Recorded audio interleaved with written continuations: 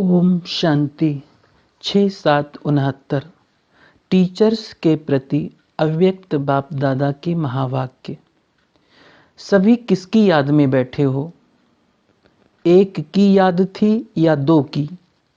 जो एक की याद में थे वो हाथ उठाएं, और जो दो की याद में थे वो भी हाथ उठाएं। अब वो दो कौन? अव्यक्त वतनवासी व व्यक्त वतनवासी। आप सब टीचर्स हैं ना।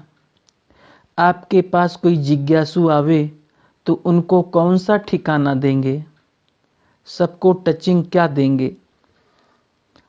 आप टीचर्स हो ना। टीचर्स अपने टीचर का सो निकालते हैं। जिज्ञासु को जिस रीत परवरिश करेंगे और ठिकाना देंगे वो टीचर का सो निकलता है।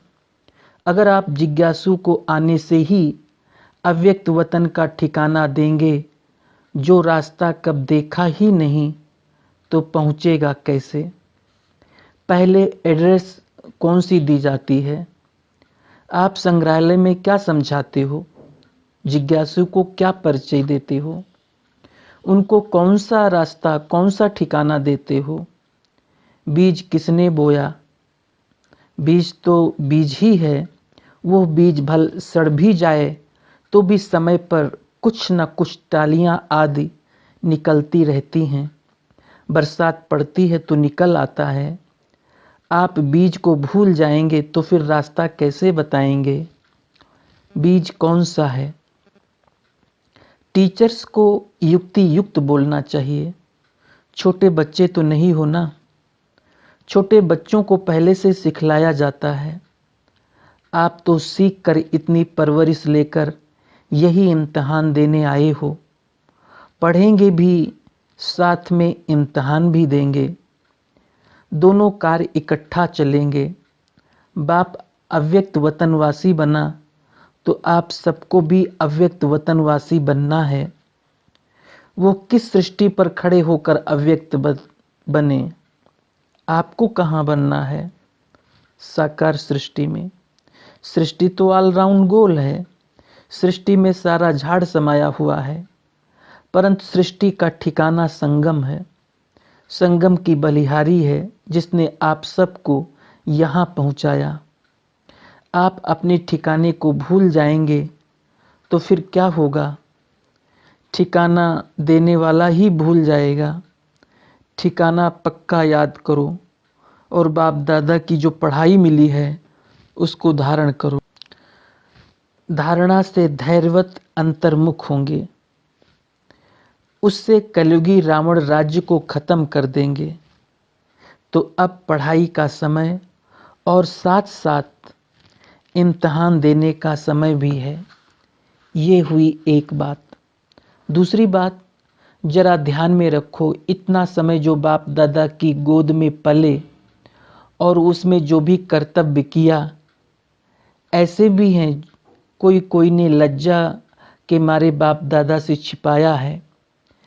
ऐसे नहीं बाप को पहचान कर सब बाप के आगे रखा है। नहीं, जो समझते हैं ऐसी भी भूल हुई है। जैसे कोई अपनी दिल से भूल नहीं करते हैं, परंतु अलबेलाई से हो जाती है।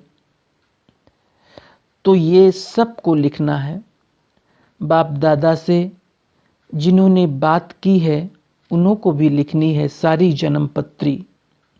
ये अंत का समय है ना। 84 का हिसाब किताब यहाँ ही चुकतू होता है। सच्चाई और सफाई अक्षर तो कहते हैं, परंतु सच्चाई और सफाई में भी अंतर क्या है, उस अर्थ को नहीं समझा है। अब उसकी गहराई में जाकर सारा लिखना है। अव्यक्त वतन से बाप दादा बच्चों की सर्विस करने और साफ बनाने लिए आए हैं। बाप सेवा करते हैं। आप सब बच्चों का शुरू से लेकर अंत तक बाप सेवक है। सेवा करने के लिए सदैव तैयार हैं।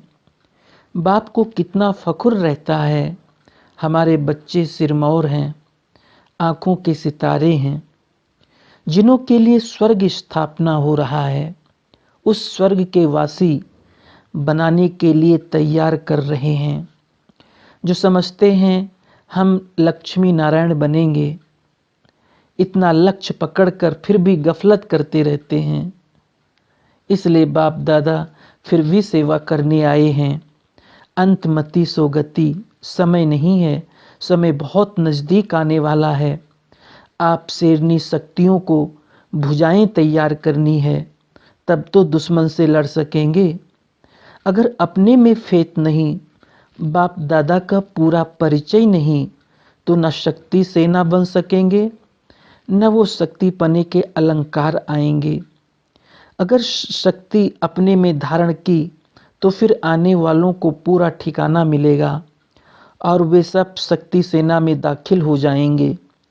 तो अपने को सच्चा जेवर बनाने के लिए खास सब खामियां निकाल स्वयं को स्वच्छ बनाना है। सोना कितने किस्म का होता है, कोई 9 कैरेट, कोई 12। प्योर तो प्योर ही है, कैरेट अक्षर निकल जाना चाहिए। अपने को करेक्ट करना है, अब करेक्शन करने का समय है। ये बात अच्छी रीति ध्यान पर रखना। धरत पर ये धर्म ना छोड़िए। कौन सा धर्म, कौन सा धरत मालूम है? एक बार वायदा कर लिया, बाप दादा को हाथ दे दिया, फिर धर्म को नहीं छोड़ना। पतिव्रता नारी जो होती है, वो अपने धर्म में बहुत पक्की रहती है। आप सच्ची सच्ची सीता, सच्ची लक्ष्मी हो, जो महालक्ष्मी बनने वाली हो। अपने लक्ष्य से अगर उतर गए हो, तो फिर जंप मारकर लक्ष्य पर बैठ जाओ। बाप दादा आप बच्चों की सेवा करने के लिए सेवक बनकर शिक्षा दे रहे हैं। फरमान नहीं करते हैं, परंतु शिक्षा देते हैं, क्योंकि बाप टीचर भी है, सतगुरु भी है। अगर बच्चों को फरमान करें और ना माने, तो वो भी अच्छा नहीं, इसलिए शिक्षा देते हैं। आज फाउंडेशन पड़ता है, छोटे बच्चों को तो टीका लगाया जाता है, उनको रास्ता बताना होता है, क्या करना है, कैसे बनना है। आप सबको रास्ता तो मिल ही गया है, आप औरों को रास्ता बताने के निमित्त बने हो। अगर उस रास्ते में कोई गड़बड़ है, अगर मगर है, तो वो निकालनी है। अब भी नहीं निकलेगी, तो आगे के लिए जो शक्तियों को बल मिला है, वो खलास समझो। ऐसा बाप दादा को कहाँ कहाँ दिखाई दे रहा है। इसलिए संगठन में सबके दिलों में एक दिल बनाने, पूरा रास्ता बताने लिए आपको बुलाया है। आप सबको खुशी होगी। छोटे छोटे बच्चों को कहाँ फंक्शन आदि पर ले जाना होता है, तो बहुत खुशी होती है ना। वहाँ जाएंगे, नया कपड़ा पहनेंगे। आप सबको नया कपड़ा, श्रृंगार आदि कौन सा करना है? एक तरफ सेवक भी बनना है। सेवक अर्थात पतित आत्माओं का उद्धार। उस सेवा को कायम रखो। आप सबको आने वाली आत्माओं का कैसे उद्धार करना है, कैसे विघ्नों को हटाना है। तीर में जौहर भरा हुआ होगा, तो एक ही बार में पूरा तीर लग जाएगा, उस आत्मा का भी उद्धार हो जाएगा। छोटी छोटी बच्चियां किसका उद्धार करेंगी? कौन सा पहाड़ उठाया है? पहाड़ उठाने के कौन निमित्त हैं? गोपी गोपिकाएं। गोपिका भी तब हो सकती जब पूरा कर्तव्य करे। पहाड़ भी तब उठा सकते जब इतना बल हो। तो इन सब बातों की रोशनी देने लिए बाप को आना पड़ा है। बाकी टीका तो एक ही बार बाप दादा ने लगा दिया है। लाल टीका है या चंदन का? लाल टीका है सूरत की शोभा, चंदन है आत्मा की शोभा। तुमको जेवर भी सूरत की शोभा के लिए नहीं पहनने हैं, वस्त्र भी दुनिया को दिखाने लिए नहीं पहनने हैं, परंतु आंतरिक अपने को ऐसा श्रृंगारना है जेवर ऐसा पहनना है जो लोग पसंद हो व दिल पसंद हो। लोग पसंद है बाहर मुख, दिल पसंद है अंदर मुख। तो अंतर्मुख होकर अपने को सजाना है। लोग पसंद भाषण किया, खुश किया, परंतु भाषा का जो रहस्य तंत्र है वो एक एक अपनी कर्मेंद्रियों में बस जाए, तभी शोभा हो। कर्तव्य से दैवी गुणों का सो हो। दैवी गुणों का क्लास होता है सजने के लिए। ऐसे ही सज सज कर संगम से पार होना है। फिर अपने घर जाना है। फिर घर से कहाँ जाना है? ससुर घर। कन्या ससुर घर जाती है, अगर पढ़ी लिखी अक्लमंद नहीं होती है तो सास ससुर कहते हैं इनमें चलने उठने बैठने की अकल नहीं है। अब तुमको ससुर घर चलना है तो बाप कदम कदम को नहीं देखते, परंतु एक एक कर्मेंद्रियों को देखेंगे। कदम अक्षर मोटा है, कदम से पदम मिलता है, वो अपने कल्याण के लिए है, परंतु कर्मेंद्रियों को सजाना है। गहना पहनकर चलना है। अब सजने के लिए किसके पास आए हो? बाप दादा के घर सो अपने घर आए हो। सजाने वाले कौन हैं? जब सगाई होती है तो गहना बनाने वाला एक होता है, पहनाने वाला दूसरा होता है। तो अब सज कर चलना है। समझू सयानी टीचर तो हो ही। 15 दिन की रिजल्ट मानो अंत की रिजल्ट है। इतना पुरुषार्थ कर प्रवीण टीचर सबको बनना है। फिर जब अपना सेंटर जाकर संभालेंगे तो आने वाले को दृष्टि से सतयुगी सृष्टि दिखा सकेंगे। वो तब होगा जब गहने अच्छी रीति पहनेंगे। अगर लापरवाही से कोई गहना गिर गया तो नुकसान भी होगा और सजावट की शोभा भी चली जाएगी। इसलिए न शोभा को हटाना है, न गहनों को उतारना है। बड़ी बात नहीं है, छोटी समझेंगे तो सहज समझ आएगी। अगर कहेंगे बहुत बड़ा ऊंचा ज्ञान है तो कोई नहीं आएगा। कहेंगे 7 दिन में जीवन मुक्ति की प्राप्ति होती है तो लॉटरी लेने सब आएंगे।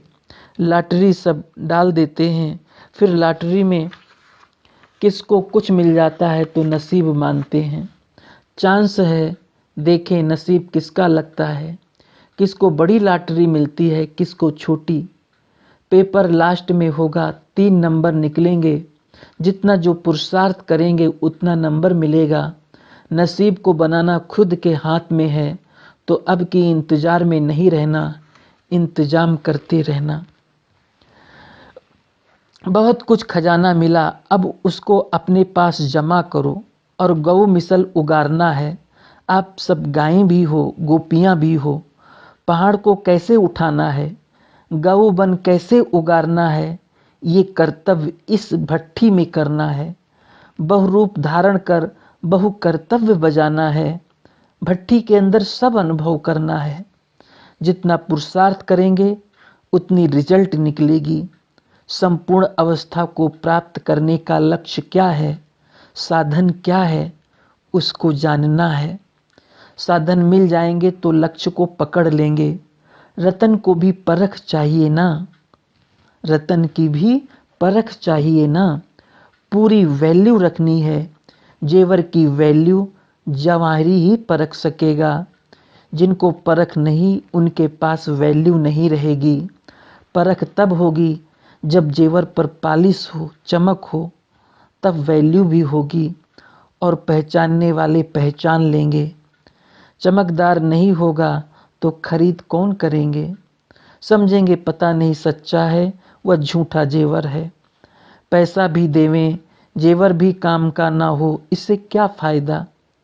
तो आप सबकी पूरी सजावट हो जाएगी तो खरीदार भी निकलेंगे। हाँ, तो खरीदार भी निकलेंगे और आप वतनवासी बनते जाएंगे। ओम शांति।